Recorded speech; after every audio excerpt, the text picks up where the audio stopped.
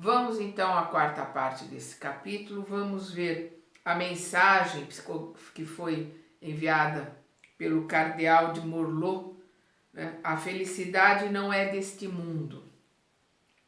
Eu não sou feliz.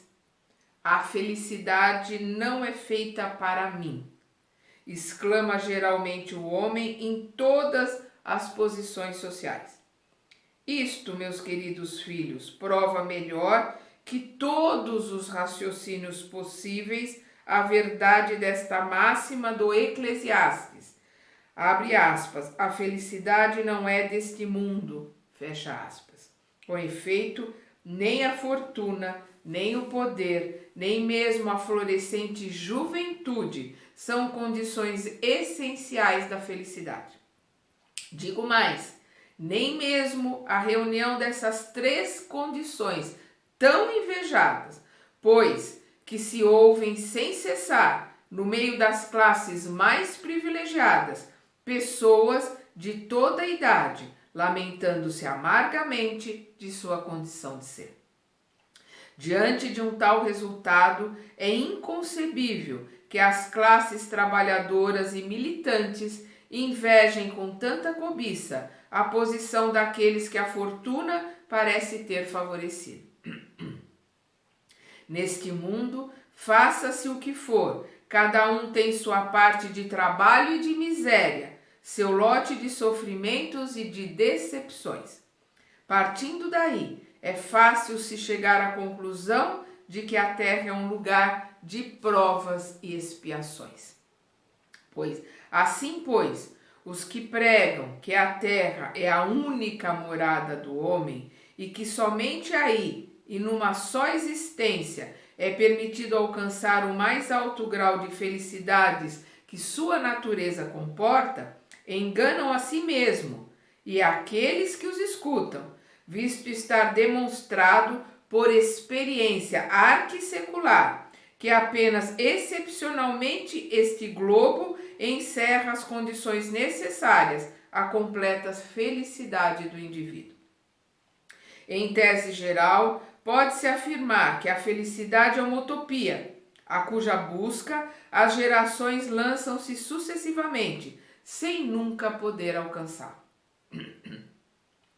Pois se o homem sábio é uma raridade aqui, encontra-se menos ainda o homem totalmente feliz. Isso em que consiste a felicidade na terra é uma coisa tão efêmera para aquele que não se guia pela prudência que por um ano, um mês, uma semana de completa satisfação, todo o resto da existência decorre numa série de amarguras e decepções. Notai, meus queridos filhos, que eu falo aqui dos felizes da terra, dos que são invejados pela multidão. Consequentemente, se a morada terrestre é destinada às provas e às expiações, é preciso admitir que existem alhures, moradas mais favoráveis, nas quais o espírito do homem mesmo aprisionado em carne material possui em sua plenitude as alegrias inerentes à vida humana. Por isso Deus semeou em vosso turbilhão esses belos planetas superiores, para os quais vossos esforços e vossas tendências vos farão gravitar um dia, quando estiverdes suficientemente purificados e aperfeiçoados. Todavia, não deduzais de minhas palavras que a terra esteja para sempre consagrada a uma destinação penitenciária. Interessante ele colocar aqui, porque a terra é também uma prisão, é um hospital, é uma escola. Nem todos estão na prisão, nem todos estão na escola, nem todos estão no hospital, mas ela é tudo isso. Certamente não, né? A terra não vai ser sempre uma penitenciária. Certamente não.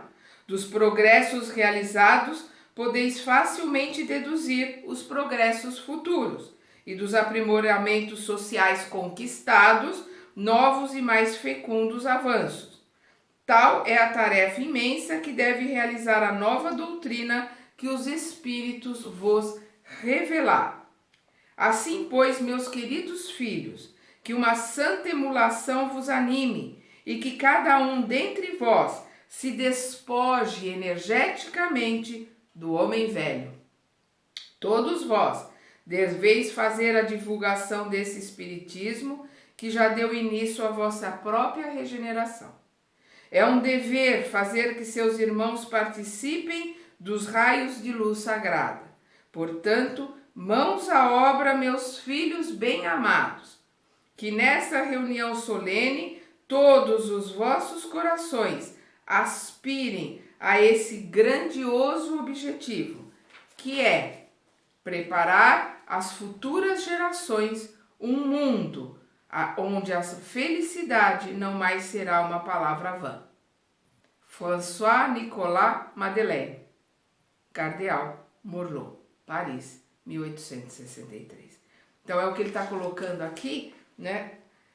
Que nessa reunião, sobre todos os vossos corações, aspirem a esse grandioso objetivo que é preparar as futuras gerações um mundo onde a felicidade não mais será uma palavra vã. Então nós estamos aqui hoje preparando o futuro para nós mesmos e para os nossos descendentes, para os nossos espíritos queridos, a nossa família espiritual, os nossos amados. Nós temos que ter muita responsabilidade em relação a isso. Aí depois nós vamos ver aqui uma mensagem do espírito Sanson, não sei se é assim que se pronuncia, antigo membro da Sociedade Espírita de Paris. Perda de pessoas amadas e mortes prematuras. Quando a morte vem ceifar em vossas famílias, levando sem distinção jovens antes de velhos, muitas vezes dizeis: Deus não é justo, já que sacrifica o que é forte e pleno de futuro para conservar os que viveram longos anos cheios de decepções, já que leva os que são úteis e deixa os que não servem mais para nada, já que parte o coração de uma mãe, privando-a da inocente criatura que fazia toda a sua alegria. Homens, é aí que tendes necessidade de elevar-vos acima do terra-terra da vida, para compreender que o bem está muitas vezes onde credes ver o mal, e a sábia previdência onde credes ver a cega fatalidade do destino. Por que medir a justiça divina pelo valor da vossa? É possível pensar que o Senhor dos mundos deseja, por simples capricho, infligir-vos penas cruéis? Nada se faz sem um objetivo inteligente e, haja o que houver, cada coisa tem sua razão de ser.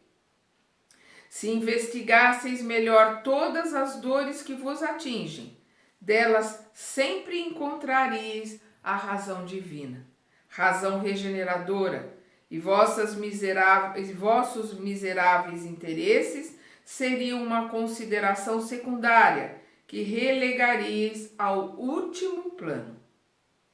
Crede-me, a morte é preferível em uma encarnação de 20 anos a esses desregramentos vergonhosos que desolam as famílias honradas, partem o coração de uma mãe e fazem antes do tempo embranquecer os cabelos dos pais. A morte prematura muitas vezes é um grande benefício que Deus concede àquele que se vai. Perdão. Vou repetir. A morte prematura é muitas vezes um grande benefício que Deus concede àquele que se vai e que assim se preserva das misérias da vida ou das seduções que lhe poderiam ter arrastado à perda. Aquele que morre à flor da idade não é vítima da fatalidade, mas Deus julga ser-lhe útil não permanecer por mais tempo na terra. É uma horrível desgraça, dizeis, que uma vida tão cheia de esperança seja ceifada tão cedo. De quais esperanças quereis dizer? Das da terra, onde aquele que se vai poderia ter brilhado, ter feito seu caminho e sua fortuna? Sempre essa visão estreita que não consegue elevar-se acima da matéria. Sabeis qual teria sido a sorte dessa vida para vós tão cheia de esperança? Quem vos disse que ela não teria sido repleta de amarguras? Então contais como nada as esperanças da vida futura e preferis em lugar delas as da vida efêmera que arrastais sobre a terra? Pensais que mais vale ter uma posição entre os homens do que entre os espíritos bem-aventurados?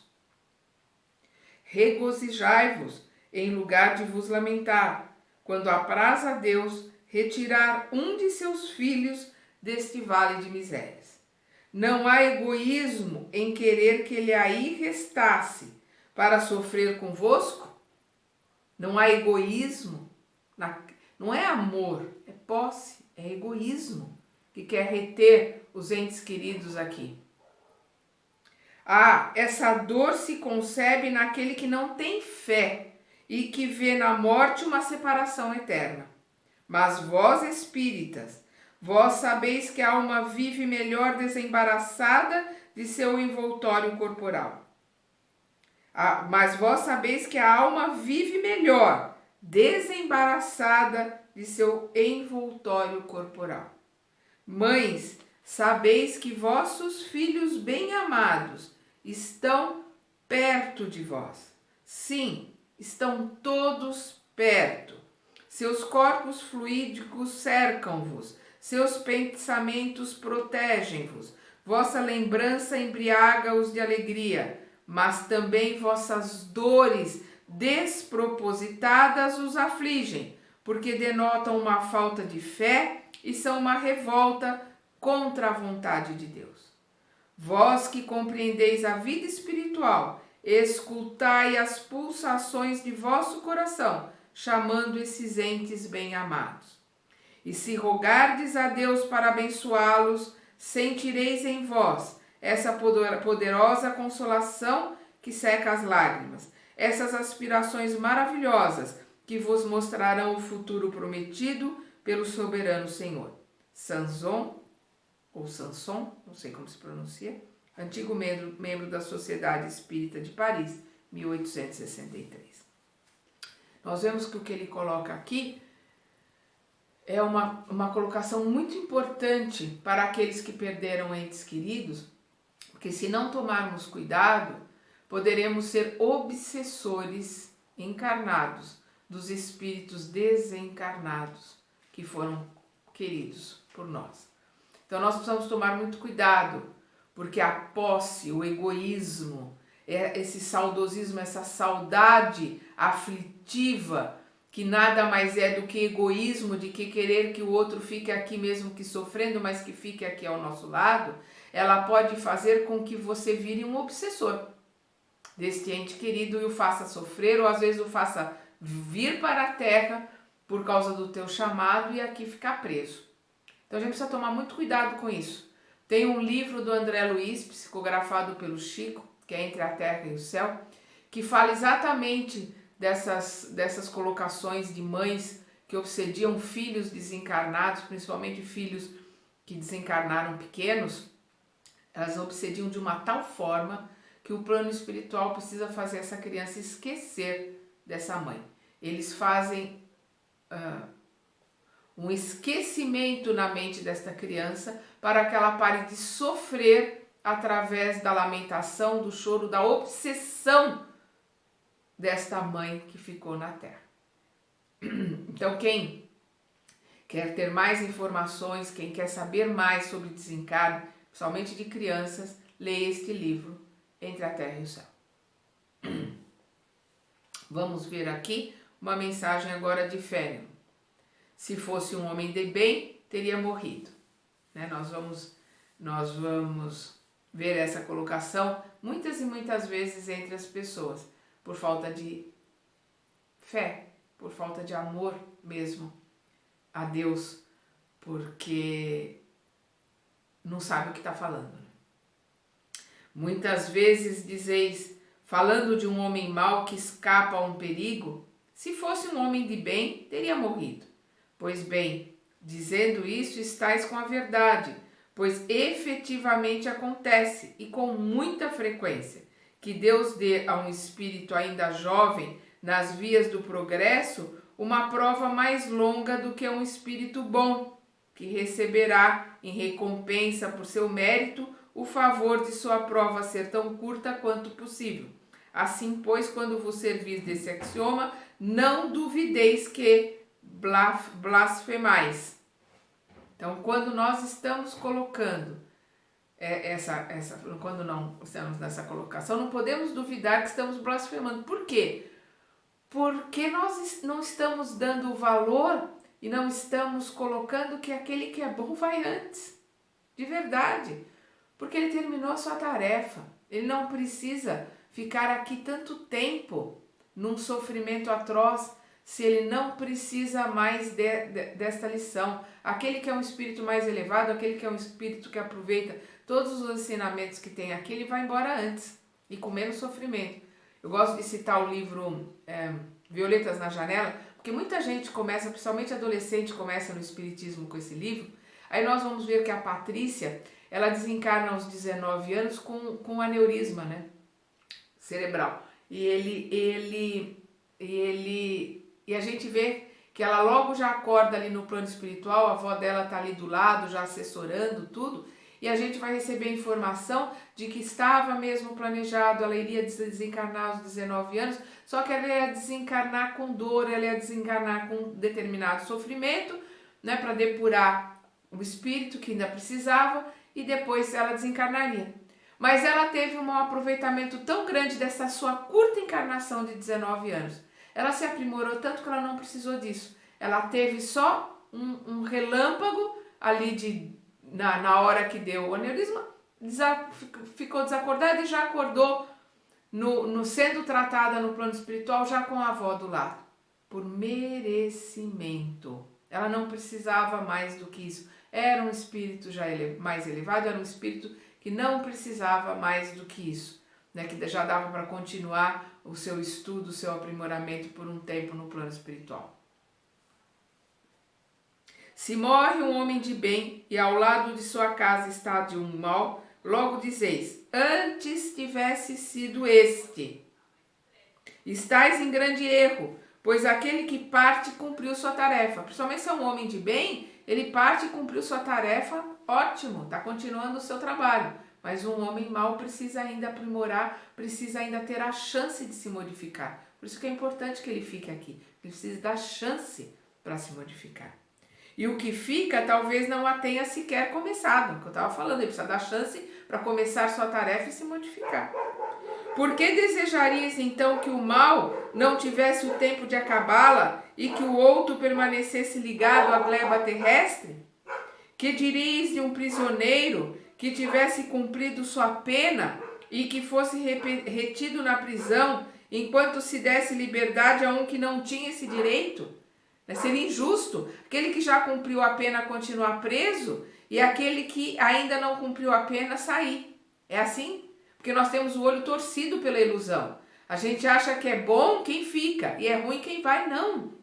É muito bom para o bom ir logo, continuar o seu trabalho na verdadeira vida. E aquele que ainda precisa de aprendizado, continuar aqui, porque aqui é uma prisão, é uma escola, é um hospital. Ficar aqui é difícil. E a hora que vai-se embora tem que ter essa alegria de partir, porque é o abrir das portas da prisão. Nós temos uma visão torcida, nós temos uma ideia errada em relação ao desencarne. A gente tem que ficar muito contente com aquele que está desencarnando, porque ele está se libertando da prisão, principalmente se a gente souber que ele terminou a sua tarefa, que ele realizou o que ele veio realizar, que ele sai daqui como completista, como diz Andréa Luiz, completou a sua missão. Né? Não é a missão de Madre Teresa de Calcutá, é o seu roteiro, é a sua missão de vida, aquilo que ele programou no plano espiritual. Então, esse é aquele que a gente tem que se alegrar com ele, com o que ele foi. Né? E a gente tem que orar para que aquele que precisa de aprendizado fique mais tempo aqui, porque aqui é o único lugar que ele vai poder realmente se aprimorar, aprender e crescer. Nós temos que tirar esses véus da ilusão, deixar cair essas escamas que atrapalham o nosso conhecimento e o nosso olhar para a vida como ela é, verdadeiramente como ela é. Ficai cientes, pois, que a verdadeira liberdade está no rompimento dos laços do corpo, e que enquanto estiverdes na terra, estareis em cativeiro. Enquanto estivermos na terra, estamos presos, somos doentes sendo tratados, somos prisioneiros cumprindo pena. Nós temos que desatar, a gente não tem que romper esses laços, né? A gente não tem que romper esses laços que nos prendem a essa prisão aqui. Nós temos que desatar esses laços, né, com tranquilidade, com aprendizado.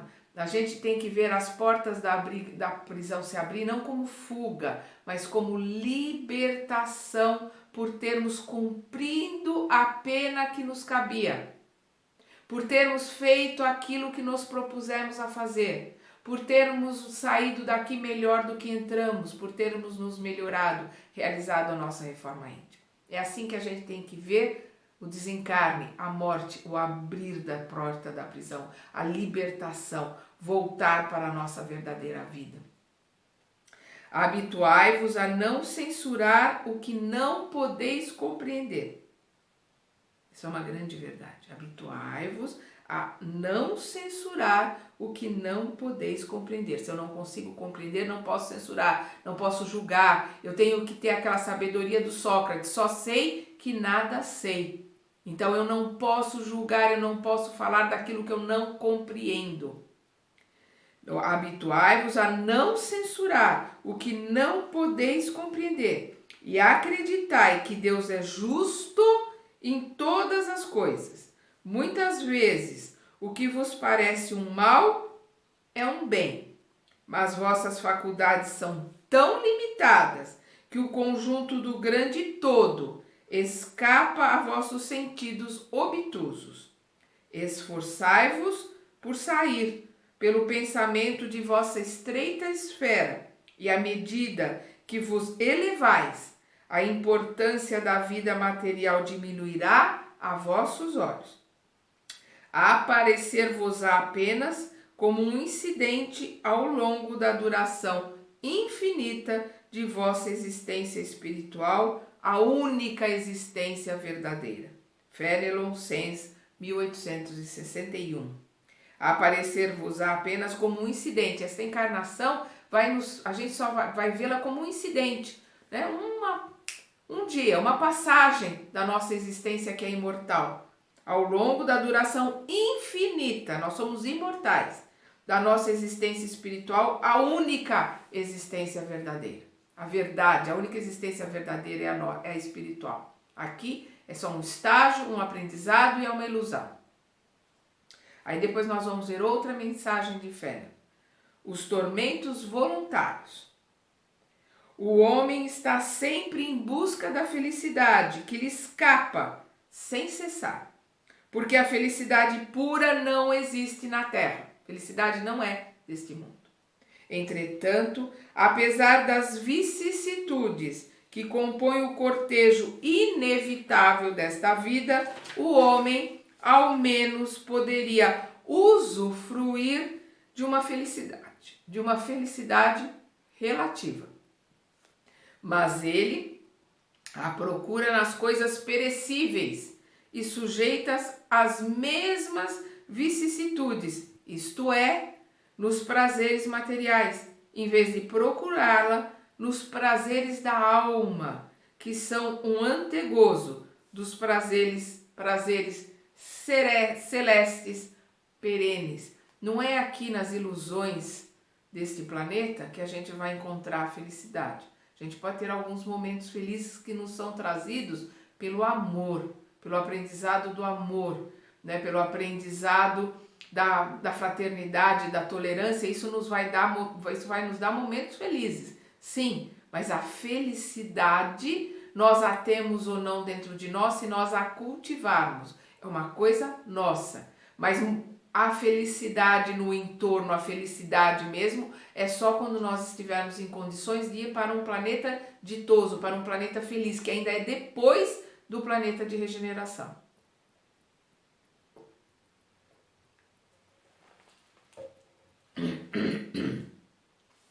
Em lugar de procurar a paz do coração, única felicidade real neste mundo, é ávido de tudo que pode agitá-lo e perturbá-lo. E, coisa singular, parece criar para si, propositadamente, tormentos que só a ele caberia evitar. Vamos lembrar o que nós falamos lá no começo, na primeira parte, sobre as aflições que nós criamos para nós o tempo todo, que é a depressão, que é a aflição de olhar para o passado e ficar ali, né, rememorando mágoa, ressentindo, ficar ali com remorso, que alimenta só o ego e não resolve nada. Esta é a aflição do passado, que gera depressão. Ou então nós ficarmos com a aflição do futuro, o que será que vai acontecer comigo, com os meus? Esta aflição gera ansiedade. Nenhuma das duas servem para nada, não dá aprendizado, não resolve nada. São aflições criadas por nós e que só a nós cabe limpar, remediar na hora que nós nos centrarmos e passarmos a viver o hoje, aprendendo com o hoje. Vamos lembrar Paulo, hoje é um presente de Deus. Hoje é o momento que nós temos para nos melhorarmos do que fomos no passado e prepararmos uma colocação melhor para nós e para os nossos no futuro. A gente só pode realizar isso no hoje. E a gente deixa o hoje ao Deus dará, olhando para o passado e se preocupando com o futuro. A gente precisa se sacudir, precisa acordar. Então, é o que ele diz aqui. E, coisa singular, parece criar para si propositadamente tormentos que só a ele caberia evitar. Muitos dos nossos tormentos nós poderíamos evitar porque eles são criados por nós. Há maiores tormentos que os causados pela inveja e o ciúme? São criados por nós. São criados pela nossa ignorância, pelas nossas criancices. Para o invejoso e o ciumento não há repouso. Então estão perpetuamente em febre. O que eles não têm e outros possuem causa-lhes insônias. Os sucessos de seus rivais dão-lhes vertigem. Todo o seu interesse só age no sentido de eclipsar seus vizinhos. Toda a sua alegria está em excitar nos insensatos como eles a raiva do ciúme em que estão possuídos. Pobres insensatos, com efeito, que não pensam que amanhã talvez lhes será preciso deixar todas essas futilidades cuja cobiça envenena suas vidas. Não é a eles que se aplica esta fala. Abre aspas. Bem-aventurados os aflitos, porque serão consolados. Fecha aspas. Pois seus cuidados não são daqueles que têm sua compensação no céu. Esta frase, bem-aventurados os aflitos, porque são consolados, não é dirigida a esses que causam as suas aflições. Falei isso lá no começo, na primeira parte. O bem-aventurados os aflitos, porque serão consolados, é aqueles que estão aflitos com a fome de justiça, com a fome da verdade, com a fome do conhecimento verdadeiro, justiça de Deus, verdades de Deus, conhecimentos de Deus. Estes serão consolados. Estes terão no plano espiritual a resposta às suas perguntas. Aqueles que estão aflitos, sofrendo por aflições e sofrimentos criados por si mesmo, ficarão ali naquele redemoinho, que nem cachorro ali correndo atrás do rabo, perdendo energia, perdendo tempo, até que acordem. E às vezes ficaremos milênios, milhares de encarnações ali, no mesmo erro, no mesmo dia, o azar ou a vida, gastando energia, rodando, rodando, rodando, sem sair do lugar. Porque as aflições foram criadas por nós. Então, como diz o ditado, quem criou Mateus que o embale. Então, Deus nos deixa, você criou essas aflições, cuide delas. Você plasmou todos esse sofrimento e toda essa maldade à tua volta, embale, cuide, eduque, doutrine, e a hora que você mudar tudo isso, a hora que você parar de ser infantil, de ser criança, né, de ser irresponsável, a hora que você der um basta à sua irresponsabilidade, a hora que você passar a se responsabilizar pelos seus atos, a hora que você entender a importância do vigiai e orai para a sua melhora e o seu crescimento, aí sim você vai começar a limpar o seu terreno e aí sim as aflições e as vicissitudes pelas quais você passar, elas estarão lhe aprimorando, elas estarão como que te dilapidando para que você se transforme num diamante brilhante, maravilhoso, porque é outro diamante que é através da lapidação, que é o mais, né? É um roçar, a lapidação é uma tritura dura, difícil, e só diamante lapida diamante. É nessa lapidação que nós sairemos diamantes brilhantes, puros, lindos, fantásticos, onde a luz de Deus vai reluzir, resplandecer.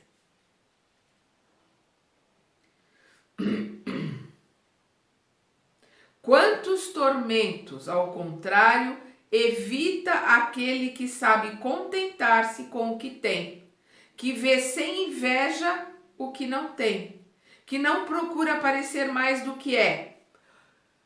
Hoje, em nossos tempos, com o Facebook, com o Instagram, com o WhatsApp, com isso e com aquilo, a coisa mais difícil é aquele que procura parecer, é aquele que não procura parecer mais do que é.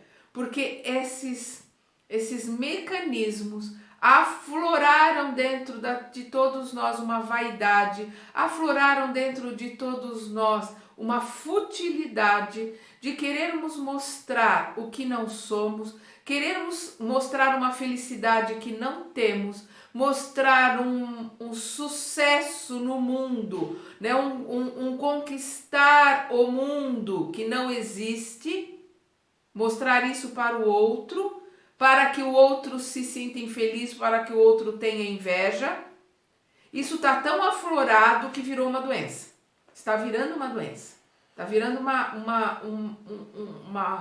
uma síndrome psicológica. Gente, vamos entender isso aqui. É de 1860 essa psicografia do Fenelon.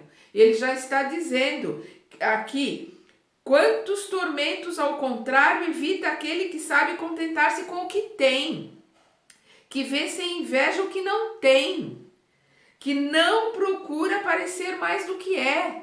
É aquele que se reconhece, aquele que olha para dentro e conhece como é que é, aquele que sabe lidar com o seu homem velho, aquele que olha para sua sombra e a abraça e vamos lá, vamos se modificar, vamos nos transformar, vamos transformar esta sombra, vamos limpar essa sombra para que ela tenha luz. No momento que eu acendo a luz, não existe mais a sombra, porque a escuridão não existe, a escuridão é a ausência de luz.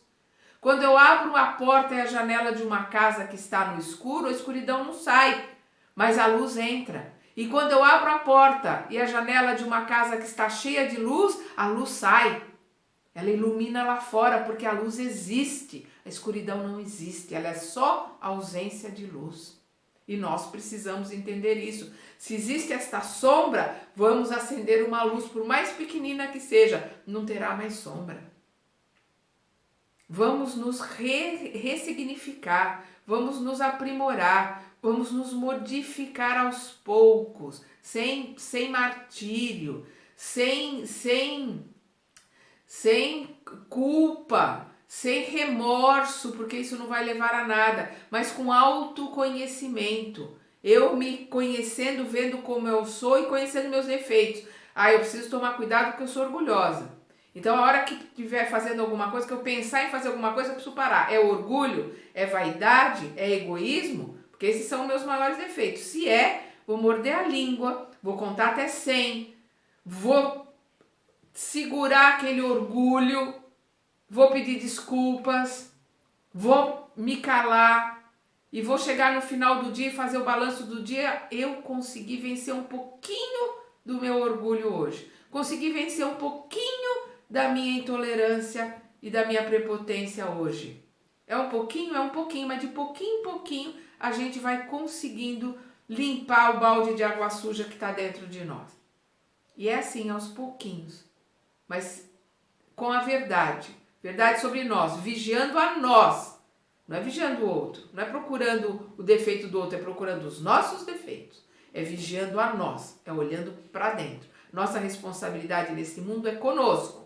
Não é com o outro, é conosco. Pode parecer uma colocação egoísta, mas não é. É a finalidade da reencarnação. É sairmos daqui melhores do que aqui entramos. Ele é sempre rico, aquele que não quer parecer mais do que é, o que ele está colocando aqui. Ele é sempre rico, pois se olha para abaixo de si, em lugar de olhar para cima, verá sempre pessoas que têm ainda menos. É calmo, porque não cria para si necessidades quiméricas. A calma em meio às tempestades da vida não é felicidade? Fenelon Lyon, 1860. A calma em meio às tempestades da vida não é felicidade? Hoje, nas provas que nós estamos passando com o Covid, com a pandemia, com a quarentena, aqueles que têm dentro de si um pouco de calma, um pouco de tranquilidade, sabe que isso foi conquistado com o conhecimento, com a certeza de sermos filhos de Deus, a certeza de sermos amparados pelo nosso irmão mais velho que é Jesus, a tranquilidade de saber que o nosso mentor está ao nosso lado. Isso nos dá uma paz e uma tranquilidade e uma busca de olhar para esta quarentena, de olhar para este confinamento com os olhos da verdade. O que eu tenho que aprender com isto? O que em mim precisa ser modificado, o que em mim precisa ser aprimorado para que eu possa conviver comigo mesmo, conviver com esta situação e sair dela engrandecido. Que é para isso que ela está aqui agora, esta pandemia. Para que possamos todos, o planeta inteiro, sair melhor, sair engrandecido ao fim dela. Muitos serão chamados, mas poucos serão escolhidos, vamos lembrar. Depois nós vamos uma psicografia de Delphine de Girardin, não sei se é assim que se pronuncia, a infelicidade real. Todos falam da infelicidade. Todos já a experimentam e acreditam conhecer seu caráter múltiplo. Venho dizer-vos que quase todo mundo se engana e que a infelicidade real não é o que os homens, isto é, os infelizes, supõem que seja. Eles a veem na miséria, na chaminé sem fogo, no credor que ameaça, no berço vazio do anjo que sorria nas lágrimas, no féretro que se acompanha com a fronte descoberta e o coração partido, na angústia da traição, na privação do orgulho que desejava vestir-se de púrpura e que apenas esconde sua nudez sobre os farrapos da vaidade. Tudo isso e ainda muitas outras coisas chama-se de infelicidade na linguagem humana. Sim, é infelicidade para os que não veem além do presente. Mas a verdadeira infelicidade está antes, nas consequências de uma coisa que na coisa em si. Dizei-me se o acontecimento mais feliz do momento, mas que tem consequências funestas, não é em verdade mais infeliz do que aquele que, a princípio, causa uma viva contrariedade, mas acaba produzindo bem. Dizei-me se a tempestade que quebra vossas árvores, mas purifica o ar, dissipando os miasmas insalubres que causariam a morte, não é antes uma felicidade que uma infelicidade. Para julgar uma coisa é preciso ver-lhe a consequência. É assim que para apreciar o que é realmente feliz ou infeliz para o homem, é preciso transportar-se além desta vida, porque é lá que as consequências se fazem sentir. Ora, tudo o que se chama de infelicidade, segundo sua curta visão, cessa com a vida e tem sua compensação na vida futura. O que ele está colocando aqui é que nós não temos capacidade para saber o que é infelicidade e o que é felicidade. Porque uma coisa que a gente considera feliz, ai que bom, o meu filho conseguiu tal emprego. Amanhã pode ser um motivo de choro. Amanhã pode ser um motivo de tristeza. Ou ai que bom, eu consegui a transferência para tal lugar. Para mim ou para minha família ou para... Eu estou achando que isso é um motivo de grande felicidade porque era o que eu queria. Mas eu não tenho a capacidade de ver as consequências disso. E talvez isso não seja tão feliz amanhã. E coisas que nos infelicitam hoje. Nossa, que difícil passar pela pandemia, que difícil passar por essa situação, que difícil passar pela quarentena.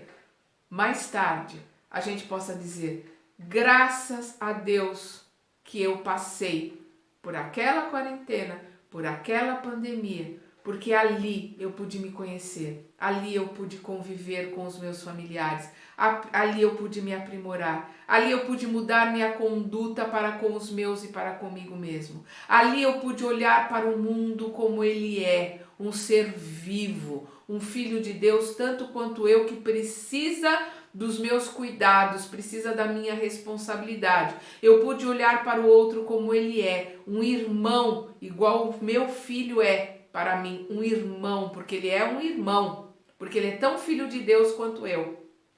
E que eu pude, pelos meus atos de fraternidade, auxiliar aqueles que tinham menos do que eu e com isso aprender, crescer, melhorar. Eu pude dar mais valor às coisas importantes e ver o falso valor que eu dava para o consumismo, o falso valor que as coisas que eu achava importantes, o falso valor que elas têm. Porque confinados em casa a gente vê que não precisa de tanto sapato, não precisa de tanta roupa, não precisa de tanta comida, não precisa de tanta comodidade, não precisa de tanto besteira, de tanta coisa no celular novo, último tipo de computador. Saiu um computador novo, eu tava comprando, saiu um celular novo, eu tava comprando, trocar de carro todo ano. Isso não é necessário, isso não precisa, isso é supérfluo, isso é correr atrás do nada. Aquele que se mata de trabalhar e não vive para consumir coisas que não precisa, para se endividar para coisas que não vai usar, se endividar para coisas que não são importantes, aqueles que estão até aqui no cartão de crédito, por coisas que ele vai jogar lá e não vai nem usar, daqui a pouco ele está doando, se for uma pessoa que tiver um pouco de visão. Nós consumimos coisas demais. Nós acabamos com esse planeta desnecessariamente. Nós não olhamos para o nosso irmão, nós não olhamos para o nosso filho, nós não olhamos para a vida como ela é, um presente, o hoje. Então vamos acordar, é para isso que essa pandemia está aí. Vamos acordar para o hoje, vamos acordar para as coisas que realmente são importantes. É para isso que estamos todos em quarentena, para nos melhorarmos e sairmos dessa situação todos melhores.